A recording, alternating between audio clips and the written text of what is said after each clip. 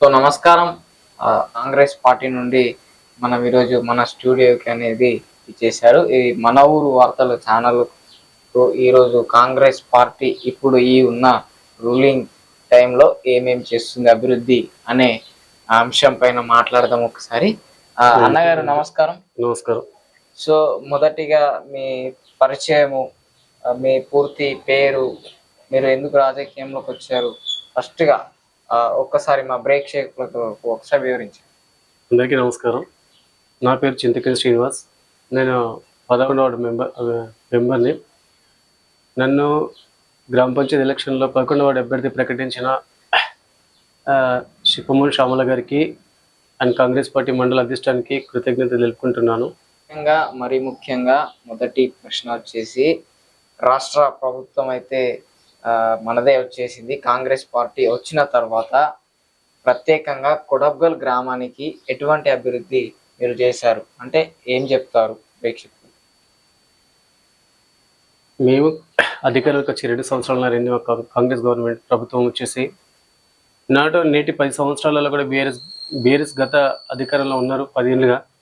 మరి ఏనాడు ఒక రేషన్ కార్డు కానీ, ఒక ఉచిత విద్యుత్ గురించి కానీ, విద్య గురించి కానీ ఆలోచించలేదు. 10 సంవత్సరాలు అవుతుంది. ఇప్పటి వరకు అంటే గత ప్రభుత్వ 10 ఏళ్ళలో వాళ్ళు బీఆర్ఎస్ కేసీఆర్ గారు గౌరవ మాజీ ముఖ్యమంత్రి అధికారులు ఉన్నారు. ప్రజలకి కానీ ఒక రేషన్ కార్డు ఇవ్వలేదు, ఉచిత విద్యుత్ ఇవ్వలేదు, అండ్ సన్నబియ్యం ఇవ్వాలన్న ఆలోచన కూడా చేయలేదు. మా ప్రభుత్వం వచ్చినాక మా ముఖ్యమంత్రి రేవంత్ రెడ్డి గారు ప్రజల గురించి ఆలోచించి రేషన్ కార్డు ఇవ్వడం జరిగింది, సన్నబియ్యం ఇవ్వడం జరిగింది, ఉచిత విద్యుత్ ఇవ్వడం జరిగింది, అండ్ ఇంకోటి అంటే ఉచిత మహిళలకి ఫ్రీ బస్ ఇవ్వడం జరుగుతుంది. దీనివల్ల మా ప్రభుత్వం వచ్చి మంచి పనులు ప్రజలకి మంచి చేస్తుంది, మంచి అభివృద్ధి చేస్తుంది అని అంటున్నాను. సరే, మరీ ముఖ్యంగా కొడబ్గల్ గ్రామానికి వరకు ఏం చేసిరు అని ప్రజలు అడుగుతా ఉన్నారు. ఈరోజు మేము గ్రామ పంచాయతీ వార్డు మెంబర్గా 7 మాసాలే అవుతుంది తమ్మి. 7 మాసాల నుంచి గ్రామ పంచాయతీకి దాదాపు 40 లక్షల దాకా గ్రామ ఫండ్స్ వచ్చినాయి. గౌరవ సర్పంచ్ గారు విజయలక్ష్మి దేశాయ్ గారి ఆధ్వర్యంలో మన కొడబ్గల్ అభివృద్ధి జరుగుతూ ఆశిస్తున్నా. ఇప్పటివరకు అయితే ఇందిరా మిల్లు అయితే ఖచ్చితంగా కడుతున్నారు. చాలా మందికి ఇందిరా మిల్లు వచ్చినాయి. గతంలో లాగా వాళ్ళకి ఇవ్వాలని చెప్పి ఏనాడు మేము చెప్పలేదు. అండ్ గతంలో వాళ్ళు నేరుగా ఎవరికైతే డబుల్ బెడ్రూమ్ శాంక్షన్ అయినా ఇంటి వాళ్ళకి నేరుగా అకౌంట్లో ఇవ్వలేదు, తీసుకొచ్చి చేతికి ఇవ్వడం జరిగింది. అంటే వాళ్ళు కొంత ఎంతో అంటే పూర్తి 5 లక్షలు ఇక్కడ ఇవ్వలేని దాఖలు లేవు, ఎక్కడేం పూర్తి ఇవ్వలేదు. అట్లాగా మేము చేయట్లేదు. ఇందిరా మిల్లు అంటే ప్రజలైన కాబట్టి ఖచ్చితంగా ఆ ఇంటి ఓనర్కే దక్కేలాగా డైరెక్ట్ మా కాంగ్రెస్ గవర్నమెంట్ మధ్యవర్తి ఎవరు ఉండకుండా, ఎవరు లేకుండా డైరెక్ట్ వారి అకౌంట్లో జమడం జరుగుతుంది. మరి ముఖ్యంగా మీరు పొలిటికల్లో వచ్చే మీ రాజకీయ ప్రస్తావన, మీరు ఎట్లా పైకి వచ్చారు, మీరు ఎటువంటి కష్టాలు ఎదుర్కొన్నారు, అంటే వార్డు మెంబర్కు గెలవడానికి అసలు ఈ పొలిటికల్కి రావడానికి గల కారణం ఏంటి? నాకు రాజకీయం అంటే చాలా ఇష్టము. నేను 2014లో కాంగ్రెస్ పార్టీలో చేరడం జరిగింది. నేనేంటంటే నన్ను నమ్ముకున్న నా వల్ల మేలు జరగాలని సంకల్పంతో ప్రజాసేవ చేయాలని సంకల్పంతో రాజకీయం జరగడం జరిగింది. జరిగిన 7 మాసాల కింద గ్రామ పంచాయతీ ఎలక్షన్లో నేను ఒక అభ్యర్థిగా పోటీ చేయడానికి, కనీసం నా మీద నిలబెట్టడానికి బీఆర్ఎస్ నాయకులకి సరైన అభ్యర్థి దొరకలేక, అసలు నా మీద పోటీ చేద్దామంటే వెనక అడిగేసిన క్యాండిడేట్లు కూడా దొరకలేరు. వరుసకు చిన్నానవుతారు, ఎవరో తీసుకొచ్చి నా మీద పెట్టారు. ఆయన కూడా నన్ను ఓడగొట్టాలన్న సంకల్పం వాళ్ళ కంకణం కట్టుకొని చెయ్యని ప్రయత్నం అంటూ లేదు. చాలా ప్రయత్నాలు చేశారు. ఆయన కూడా నా వార్డు ప్రజలు వాళ్ళ మాటని తిరస్కరించారు. అత్యధిక మెజారిటీతో నేను గెలవడం జరిగింది.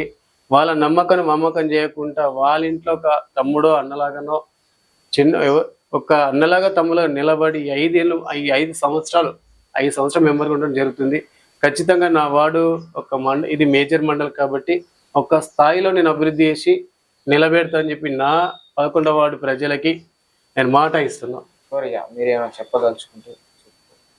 ఒకటి, నేను ఎవరికైనా సరే మనము ఏదైనా రాజకీయం చేయాలనుకుంటే ఎలక్షన్ ఎంతవరకు పోటీ అనేది ఉండాలా.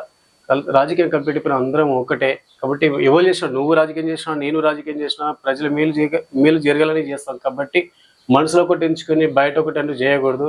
గతంలాగా వీళ్ళకి ఇవ్వాలి డబుల్ బెడ్రూమ్ వీళ్ళకి ఇవ్వాలని చెప్పేసి ఈనాడు ఆలోచించలేదు. ఆ పార్టీ ఈ పార్టీ అని చెప్పి ప్రతి ఒక్కరికి మా ఇందిరా మిల్లు అంటే ప్రతి ఒక్కరికి ఇస్తున్నాం. ఆ బీజేపీ అయినా, బీఆర్ఎస్ అయినా, అదర్స్ ఏ పార్టీ అయినా పలానా బీఆర్ఎస్కి వాళ్ళకి కార్యకర్తలకే చెందాలని చెప్పి ఎలా ఆలోచించలేదు.